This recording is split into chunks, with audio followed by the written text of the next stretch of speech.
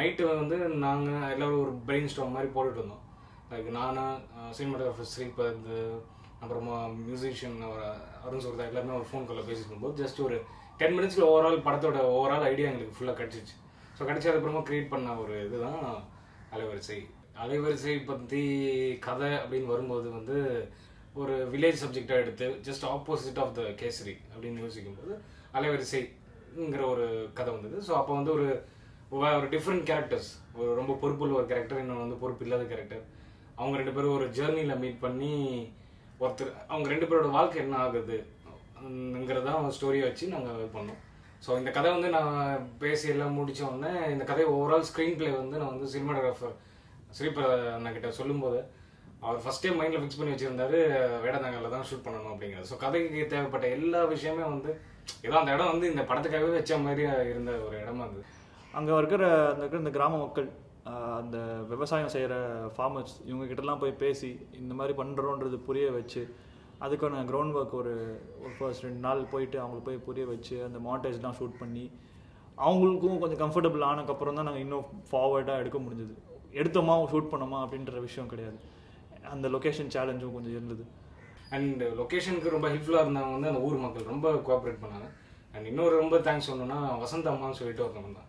So அவங்களுக்கு வந்து ரொம்ப தேங்க்ஸ் சொல்லணும். ஏன்னா வந்து ஓவரால் ஏன்னா அந்த படத்தோட சப்ஜெக்ட்டு எல்லாமே வந்து பார்த்திங்கன்னா அந்த ஒரு ரொம்ப இன்டீரியர் ஆஃப் த வில்லேஜ், ஒரு மினி பஸ்ஸு ஒரு வண்டி எதுவுமே போக முடியாது, ஒரு ஒத்தையடி பாதை மாதிரி தான் வச்சுக்கோங்க. ஸோ அந்த ஒரு இடத்துல போய்ட்டு ஷூட் பண்ணோம்னாக்கா வந்து they're not aware of cinema எதுவுமே கிடையாது. ஸோ அவங்களுக்கு எல்லாருக்குமே வந்து ஒரு கேன்வாஸ் மாதிரி வந்திருக்காங்க, நம்ம படம் எடுக்க போகிறாங்கன்னு அந்த வசந்தம்மா வந்து எல்லாரையும் வந்து ஒரு எஜுகேட் பண்ணாங்க ஒரு 1 or 2 days வந்து.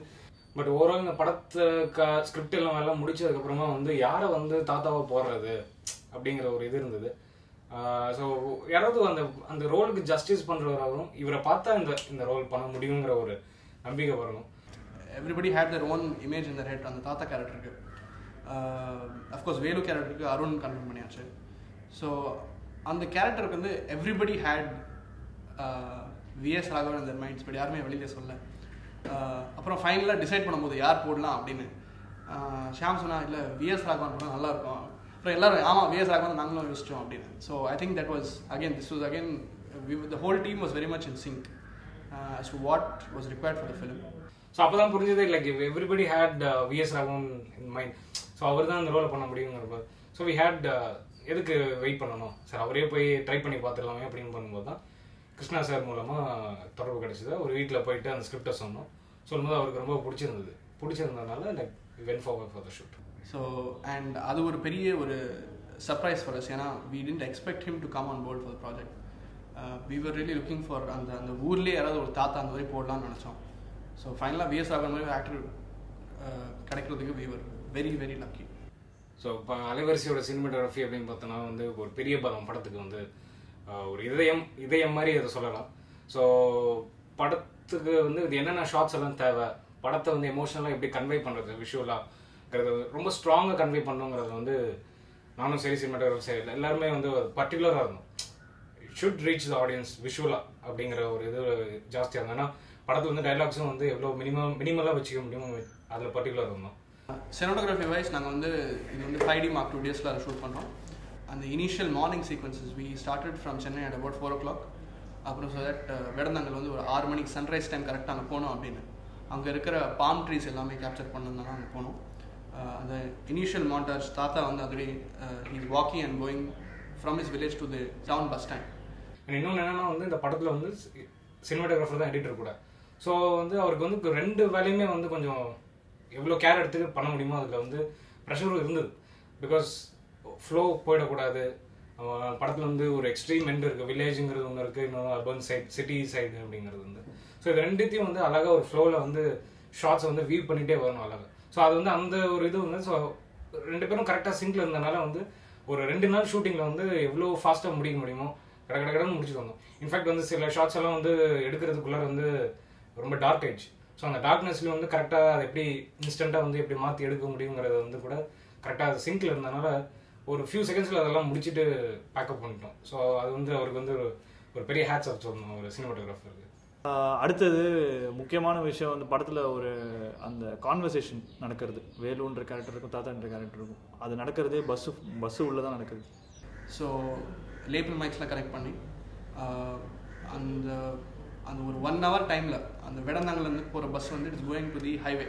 ஸோ இந்த 1 hour கேப் வந்து நல்லா யூட்டிலைஸ் பண்ணி பெர்ஃபார்மன்ஸ் 2 பேரும் Arun as well as V S Raghavan sir வந்து நல்லா பியூட்டிஃபுல்லாக பெர்ஃபார்மன்ஸ் கொடுத்தாங்க. பஸ்ஸில் வந்து நிறைய பேர் வந்துட்டு போவாங்க, அந்த சலசலப்பு எல்லாமே இருக்கும். ப்ளஸ் அந்த சவுண்டு ரொம்ப ஜாஸ்தி இருக்கும், அதை சப்ரெஸ் பண்ணி ரொம்ப கண்ட்ரோல் பண்ணி எடுக்க வேண்டிய ஒரு இது, அதாவது ஒரு அடாப்ட் பண்ணி எடுக்கக்கூடிய ஒரு சூழ்நிலை இருந்தது.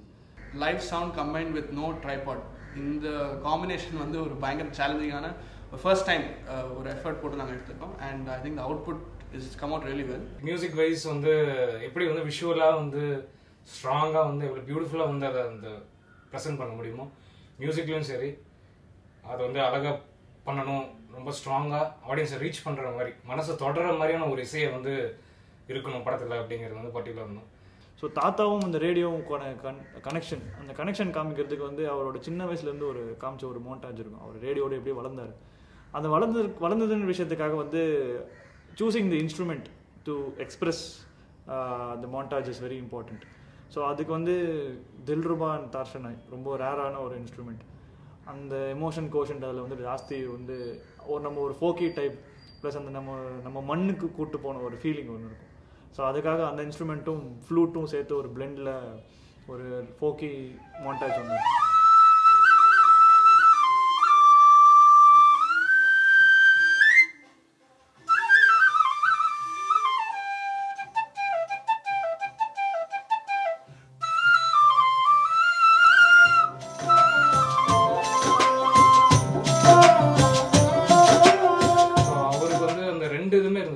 ஆக்டிங்கும் பார்க்கணும், படத்தோட மியூசிக்கும் பார்க்கணும். ஸோ அவர் வந்து படத்தில் வந்து ஓவரால் நடித்ததுனால வந்து அவருக்கு வந்து படத்தோட ஒரு இம்பேக்ட், அதோட அண்டர்ஸ்டாண்டிங் வந்து already he got that. So அதை வந்து படத்தை முடிச்சதுக்கப்புறம் போஸ்ட்டில் வந்து பிஜிஎம் மியூசிக் அது மாதிரி பண்ணும்போது வந்து he got the idea. So அது வந்து அது கூட ஒரு ஃபியூ டேஸில் வந்து கரெக்டாக அதை முடிச்சு எவ்வளோ பியூட்டிஃபுல்லாக கொடுக்க முடியுமோ அதை வந்து நல்லா கொடுத்தாரு அவர். There is a transition from village and then to a city, and the situation goes from being very happy to a very tense situation.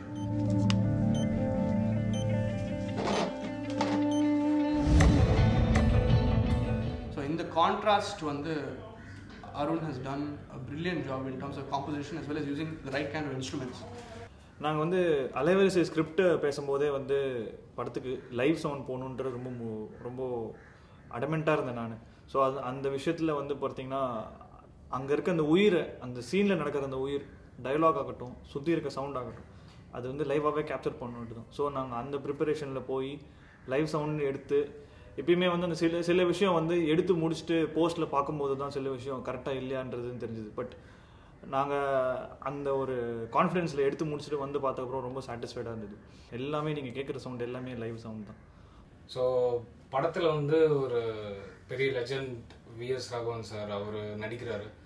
So அந்த ஒரு சின்ன நர்வஸ்னஸ் இருந்தது அஸ் அ டேரக்டராக வந்து எப்படி அப்படின்னு சொல்லிட்டு. ஏன்னா அவருக்கு is almost 89 years old. So 89 years old ஆக்டரை வந்து எப்படி இன்னொரு இப்படி கூட்டிகிட்டு போயிட்டு லைக் 4 o'clockலாம் டே ஸ்டார்ட் ஆகிடுச்சு. ஸோ 4 o'clockலாம் பிக்கப் பண்ணிவிட்டு செங்கல்பட்டு தாண்டி அதான் வேடந்தாங்கல் பக்கம் கூட்டிகிட்டு போயிட்டு அங்கே ஒரு 6 மணிக்கிட்டலாம் ஷூட்டிங். ஸோ ஃபஸ்ட்டு ஷார்ட்டே அவர் வந்து நடக்க வச்சிட்டோம். ஸோ நடக்க வச்சது வந்து பார்த்தீங்கன்னா கிட்டத்தட்ட 2 hours நடந்தார். பட் ரொம்ப ஸ்போர்ட்டிவாக நடந்துக்கிட்டார். அதாவது நான் எதுக்கு பண்ணணும், எனக்கு ரெஸ்ட்டு வேணும், அதெல்லாம் ஒன்றுமே இல்லாமல் அந்த 2 hours வந்து எங்கே ஷார்ட் வைக்கணும், பள்ளமா குழியா இல்லை செடியா கொடியா ஒன்றுமே கிடையாது, அங்கே நில்லுங்க நடந்து இதான் ஷார்ட் அப்படின்னா அதை புரிஞ்சுக்கிட்டு நாங்கள் சின்ன பசங்க அதெல்லாம் ஒன்றுமே இல்லாமல் எந்த ஒரு ஈகோ எதுவுமே இல்லாமல் it was very sportive and creative freedom இருந்தது. எதுவுமே அவர்கிட்ட வந்து சொல்ல தயக்கமா. ஏன்னா அந்த 2 hours தான் எங்களுக்கு ஒரு நர்வஸ்னஸ் இருந்தது. ஐயோ பெரியவர் பின்னாடி என்னை நடக்க வச்சுட்டு இருக்கோமே. பட் ஒரு 2 hours கழிச்சு போனதுக்கப்புறமா வந்து he made us very comfortable. ஆனால் எனக்கு ரொம்ப நர்வஸாக இருந்தது. நான் வந்து ஃபஸ்ட்டு 2-3 நாள் வந்து கேரக்டர் ப்ரிப்பரேஷன்லேயே இருந்துட்டேன். அப்புறம் அந்த சமயத்தில் வந்து எனக்கு விஎஸ் ராகவன் சாரோட நடிக்க போகிறோன்ற ஐடியாவே எனக்கு சிங்கின் ஆகலை. திடீர்னு அவர் முன்னாடி போகிறோம், அவரை மீட் பண்ணுறோம் அப்படின்ற போது தான் எனக்கு வந்து ஒரு மாதிரி மெல்டவுன் ஆகிற மாதிரி ஆரம்பிச்சு. பட் அவரோட பேச is a very nice man. ரொம்ப பொறுமையாக இந்த வயசில் கூட வந்து அவர் நடிக்கும் போது முதல்ல அந்த மாண்டாஜ் சீன்லாம் அவர் எடுக்கும்போது அவரோட டெடிகேஷன் பார்த்து எனக்கு ரொம்ப பெரிய இன்ஸ்பிரேஷன். அந்த ஒரு ரியலிசம் டச் எல்லாம் வந்து அவர் தான் கொடுத்தாரு அங்கங்கே வந்து. ஸோ அவரை பற்றி சொல்லவே தேவையில்லை, இஸ் லெஜண்ட் அவ்வளோதான். ஸோ ஓவரால் எல்லாம் ஒரு ஒரு ரோலர் கோஸ்டர் மாதிரியான ஒரு ரைட் ஒரு மேக்கிங் தான் இப்போது இந்த படத்துக்கு நாங்கள் போட்டிருக்கோம். எல்லோரும் எஃபர்ட்ஸ் தேவையில்லையா போதுமையா ஏன்டா இது பண்ணுறீங்க. நன்றி. இந்த ஒளிச்சித்திரத்தை இயக்கியவர் ஷாம் சுந்தர்.